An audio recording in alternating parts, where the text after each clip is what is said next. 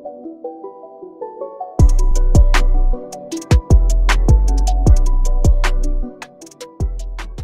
sob, apa kabar nih? Santuy kan? Yang nggak santuy, santuin aja sob. Alur cerita film kali ini berjudul Pimak yang rilis tahun 2013. Menceritakan bagaimana kisah seorang insan yang saling mencintai satu sama lain. Namun yang uniknya, walau kekasihnya telah mati bahkan berubah menjadi hantu, sang pria tetap mencintainya. Mereka saling mencintai walau telah berbeda dunia. Ya, dibilang so sweet, film ini sangat so sweet sekali endingnya. Jadi bagaimana kisah di film ini? Yuk langsung saja kita masuk ke dalam ceritanya. Film ini dimulai dengan memperlihatkan seorang wanita bernama Na yang tengah pendarahan ketika ingin melahirkan. Di rumahnya ini tidak ada siapa-siapa cuy. Ia hanya sendirian. Suami Na yaitu Ma sedang pergi berperang bersama teman-temannya yaitu Puak, Ae, Ter, dan Sin. Tapi tunggu. Supaya tidak bingung dengan sebutan namanya, karakter bernama Ma kita ubah saja dengan nama Ujang ya. Supaya tidak bingung antara Na dan juga Ma. Jadi karakter Ma kita sebut saja namanya Ujang, oke? Nah, di saat berperang, Ujang dan teman-temannya hampir putus asa karena bantuan tidak kunjung datang. Sedangkan pasukan mereka sudah banyak yang gugur dan terluka. Tinggallah mereka berlima yang bersembunyi dengan keadaan terluka akibat luka tembakan. Mereka pun berbincang-bincang membicarakan keadaan mereka yang tak mungkin selamat dari perang tersebut. Tetapi Ujang langsung teringat dengan istrinya yaitu Na dan juga bayi di kandungannya. Ujang pun berusaha semangat untuk bisa pulang dalam keadaan hidup bersama teman-temannya ini. Di sisi lain, Na yang sudah melahirkan anaknya selalu menunggu kepulangan suaminya yaitu Ujang. Dia selalu memanggil nama Ujang di ujung dermaga.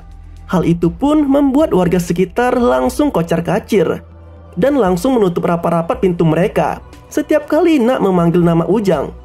Hal itu dikarenakan Na telah mati dan arwahnya masih gentayangan, sehingga warga sekitar sangat takut dengan hantu Na tersebut. Sembari berjalannya waktu, Ujang dan teman-temannya berhasil selamat dalam peperangan. Meski Ujang dalam keadaan luka akibat tembakan di bagian dadanya. Mereka pun pulang ke rumah Ujang dengan menggunakan perahu. Sesampainya di rumah, Ujang langsung masuk untuk mencari istri dan anaknya. Tetapi saat dia masuk, rumah tampak begitu kosong. Tiba-tiba saja, Na yang begitu mantap ini muncul mengagetkan Ujang yang tengah mencarinya. Mereka pun langsung berpelukan melepas rindu. Di sini terlihat sekali Ujang yang begitu sayang dan cinta kepada istrinya. Kelakuan mereka pun membuat teman-teman Ujang yang menunggu di luar merasa geli melihat kelakuan mereka berdua. Setelah itu pun Ujang menemui anak mereka yang diberi nama Dang. Ujang pun memperkenalkan istrinya ini kepada teman-temannya yang membuat Puak naksir kepada Na. Puak mah gitu, nggak bisa lihat yang bening dikit. Ujang pun meminta agar teman-temannya menginap lebih lama lagi di tempat ini. Ujang lalu memberi tempat tinggal, yaitu bekas rumah makciknya yang telah meninggal di seberang sungai. Karena rumah itu bekas rumah orang yang telah meninggal, teman-teman Ujang agak sedikit takut. Tapi ya mau gimana lagi, mereka juga butuh tempat tinggal untuk istirahat. Setelah itu Ujang dan Na pun bermanja-manja sambil berbincang-bincang. Di tengah perbincangan, Na mengerjai Ujang dengan mengatakan ada hantu di sekitar mereka yang membuat Ujang sangat takut. Dia pun langsung mengambil jimat yang fungsinya untuk menangkal hantu. Setelah itu, Ujang pun kembali bermanja-manja lagi dengan istrinya yang mantap ini. Tak lama Na pun pergi menidur kandang di ayunan sambil bernyanyi. Suara Na yang menggema ke penduduk desa membuat warga sekitar merasa ketakutan mendengarnya. Na lalu menghampiri Ujang yang sedang tertidur pulas. Dia memandangi Ujang dengan tatapan yang sedih. Pagi harinya, Sin yang terbangun duluan bermain dengan burung yang datang ke rumah itu, hingga membuat yang lainnya terbangun. Puak yang lagi santuy pun jadi marah kepada Sin karena telah mengganggu tidurnya. Di sela itu, Ujang pun datang memanggil mereka semua untuk mengajak mereka pergi ke pasar. Mereka pun pergi ke pasar dengan menggunakan perahu. Sin yang mendayu perahu melihat Na di jendela rumah sambil menggendong anaknya. Dia pun melambaikan tangannya kepada Na, tetapi Na tidak merespon. Tak lama Na menghilang. Hal itu pun membuat Sin menjadi heran. Sesampainya di pasar yang begitu ramai, Ujang pun mencoba membeli kue. Tetapi penjual kue ini ketakutan saat melihat Ujang dan pergi meninggalkan dagangannya. Hal serupa pun mereka alami saat membeli ikan. Mereka seperti ketakutan ketika melihat Ujang. Mereka pun menjadi heran, kenapa pula mereka kabur? Mau beli pun tak boleh. Hingga sampailah mereka ke kedai kecil yang menjual minuman. Penjual ini lalu memberitahu Ujang kalau istrinya, yaitu Nak, adalah seorang hantu. Dia pun menyuruh Ujang menunduk dan melihat Nak di antara kakinya untuk membuktikan hal tersebut. Jadi di film ini, untuk melihat hantu kita harus melihatnya dengan cara menunduk dan melihatnya di antara kedua kaki. Anak penjual ini pun langsung menutup mulut ibunya. Dia tidak ingin Ujang mengetahui hal tersebut. Karena jika Ujang tahu, maka arwah Nak akan mengganggu mereka. Teman-teman Ujang tidak peduli dengan hal itu. Namun, Sin merasa curiga kalau apa yang dibilang penjual itu adalah benar jika Nak sebenarnya adalah hantu. Kemudian sampailah mereka ke rumah. Teman-teman Ujang sedang santuy di tempat ini. Mereka lalu membicarakan kejadian aneh tadi. Sin mempercayai bahwa Nak adalah hantu, tetapi yang lainnya tidak percaya dan menertawakannya. Mereka tak percaya wanita secantik Nak adalah hantu. Ditambah lagi penjual minuman yang berbicara tadi sedang dalam keadaan mabuk. Sembari santuy, mereka juga sedang menunggu Ujang. Namun Ujang tak kunjung datang. Hingga mereka menyuruh Sin datang ke rumah Ujang untuk menjemputnya. Sesampainya di rumah Ujang, Sin pun memanggilnya dan masuk ke rumah Ujang. Di dalam dia melihat Nak dan bertanya, "Ujang di mana?" Tetapi Nak memandangi Sin dengan seramnya yang membuat Sin begitu ketakutan. Eits, itu hanyalah ilusi. Ternyata Sin hanya bermimpi cuy. Ia belum pergi ke rumah Nak, tapi saat dia terbangun seperti dejavu, apa yang dimimpikannya tadi menjadi kenyataan. Sin pun benar-benar pergi ke rumah Ujang untuk memanggilnya, mengulang semua yang terjadi di mimpinya. Hanya saja bedanya bukan Nak yang ia temui, tetapi keadaan rumah yang begitu kotor. Ayunan dang yang mengayun sendiri, buah yang jatuh dengan sendirinya, dan tangan Nak yang memanjang saat mengambil jeruk yang jatuh. Sin pun langsung pergi dan kembali pada teman-temannya yang tengah berjoget bersama. Sin lalu memberitahu temannya tentang kejadian yang ia alami. Tetapi temannya masih saja tidak percaya apa yang dikatakan Sin. Di pagi harinya, Ujang dan teman-temannya sedang memperbaiki rumah Ujang. Ujang meminta tolong kepada Ter untuk mengambil kapak di dalam rumahnya. Dengan malas, Ter pun masuk ke rumah Ujang. Dan dia melihat keadaan rumah Ujang yang sangat kotor dan usang. Ter pun teringat dengan perkataan Sin kemarin. Dia pun menjadi takut dan was-was ketika melihat Nak. Kemudian Ter mencoba mempraktekkan apa yang dikatakan penjual minuman. Jika ingin melihat hantu, harus melihat di antara kedua kaki dengan cara menunduk. Tapi di sini Ter salah dalam mempraktekannya dan meyakini kalau Nak bukanlah hantu. Setelah itu Ter langsung pergi ke semak-semak untuk membuang hajatnya. Di saat proses pembuangannya, Ter melihat cincin yang berkilau di jari manis tengkorak yang telah terkubur di dalam tanah. Ter langsung ketakutan dan pergi meninggalkan tempat itu. Saat dia berlari, tak sengaja dia menabrak sarang lebah yang membuat wajahnya tersengat dan lebam membengkak. Hal itu pun membuat ia susah untuk berbicara saat ingin memberitahu apa yang dia lihat tadi. Di sini Ter sudah yakin kalau Nak adalah hantu, karena melihat cincin di tengkorak tadi sama persis dengan cincin yang dipakai oleh Ujang. Cincin itu adalah cincin perkawinan Nak dan Ujang. Ter berusaha memberitahu teman-temannya, walau teman-temannya tidak mengerti apa yang dia katakan. Ter pun mencari buku dan pulpen dan menulis apa yang ingin dia bilang. Teman-temannya pun kaget saat melihat tulisan Ter.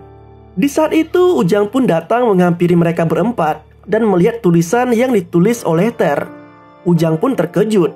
Teman-teman Ujang langsung bergegas pergi dan membereskan pakaian mereka. Di sini mereka pun melihat-lihat rumah Ujang untuk mengetahui ekspresi Ujang saat melihat tulisan itu. Lalu mereka melihat Ujang yang masuk ke rumahnya mendatangi Nak sambil marah mengatakan ia telah tahu semuanya. Nak sudah berpikir Ujang sudah tahu tentang ia yang sekarang. Tetapi ternyata belum cuy. Karena tulisan yang ditulis oleh Ter yang dibaca oleh Ujang tadi tertulis Nak ialah kotor. Makanya saat Ujang masuk dan sedikit marah kepada Nak, Tak berapa lama mereka pun kembali romantis. Karena Ujang terjebak bersama hantu, teman-temannya tidak sanggup meninggalkan Ujang sendirian. Nah, mereka pun pergi untuk menemui Ujang dan memberitahu tentang Nak yang sebenarnya. Saat hendak memberitahu, tiba-tiba Nak muncul. Di sini mereka menjadi sangat takut. Nak pun mengajak mereka untuk makan malam bersama. Mereka pun terpaksa mengiyakannya. Saat makan malam, Ujang menawarkan mereka menu makanan yang dibuat Nak. Di sini mereka terpaksa memakannya karena tatapan Nak kepada mereka begitu sangat seram. Makanan yang dimakan mereka juga makanan yang penuh dengan ulat. Tetapi mereka tetap memakannya demi Ujang dan karena takut kepada Nak. Setelah makan malam, Ujang membawa Dang untuk bermain bersama mereka. Setelah itu, Ujang mengajak mereka bermain game tebak gerakan. Nah, di sini cuy, saat Ter menunjuk Nak sebagai tebakan kata mati, membuat mereka tersentak telah mengatakan Nak telah mati. Mereka pun langsung buru-buru pergi meninggalkan rumah Ujang. Kemudian Ujang pun datang menyusul teman-temannya ini. Dia sangat marah dan mengusir mereka karena mengatakan Nak telah mati dan menjadi hantu. Setelah kejadian itu, Ujang dan Nak pun pergi ke sebuah tempat seperti pasar malam. Di sana, Ujang dan Nak bersenang-senang dengan menaiki beberapa wahana yang ada di sana.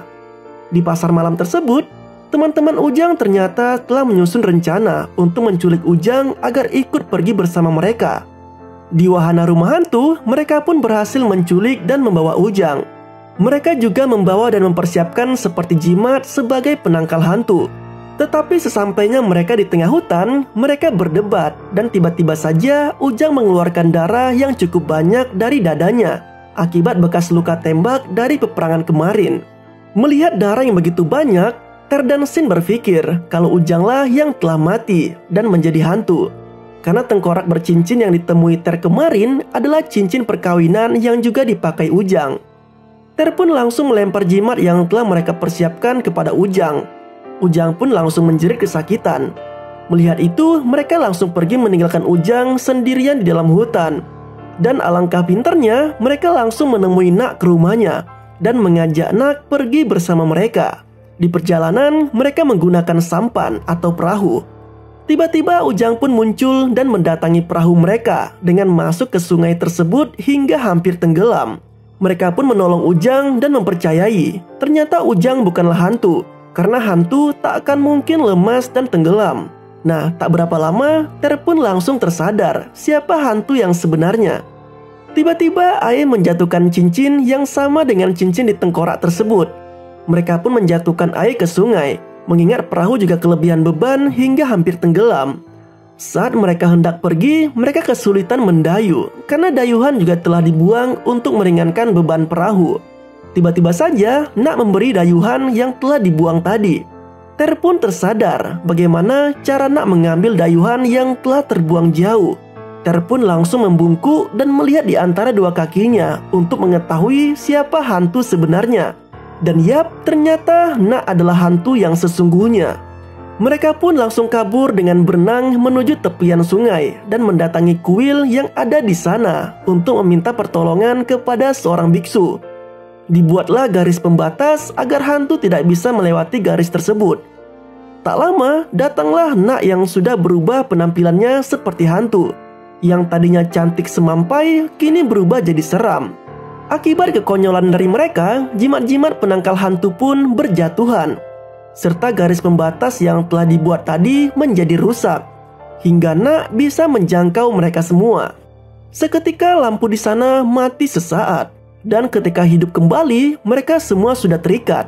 Biksu tadi pun pergi meninggalkan kuil tersebut dengan begitu santuinya dan seperti tidak ada kejadian apa-apa. Setelah itu, Nak pun menghampiri mereka. Mereka berusaha kabur. Tak lama, Ai pun datang dan menceritakan kalau dia bukanlah hantu. Cincin yang dia pegang sebelumnya ternyata ia dapat dari tengkorak Nak. Hal itu dia lakukan karena dia memerlukan uang untuk berjudi dan berharap dengan menjual cincin tersebut bisa mendapatkan banyak uang. Saat bercerita, mereka langsung teringat Nak yang masih berada di sana. Mereka pun berusaha pergi dari kuil tersebut, tetapi Nak sudah menutup rapat-rapat pintu dan jendela sehingga mereka tak bisa keluar dari sana. Di sini Nak sangat marah, tetapi disinilah semua hal-hal terungkap. Nah, sebenarnya Ujang sedari awal pulang dari pasar memang sudah mengetahui istrinya yaitu Nak adalah hantu. Tetapi Ujang pura-pura tidak mengetahuinya, karena di lain sisi dia sangat mencintai istrinya itu. Walau kini istrinya telah mati dan berubah jadi hantu. Nah, suasana pun cukup menegangkan dan mengharukan di antara percakapan Ujang dan Nak. Nak ingin terus bersama Ujang, walau hakikatnya seorang hantu tak bisa hidup bersama orang yang masih hidup. Begitu juga dengan Ujang. Dia tidak peduli walau Nak telah menjadi hantu.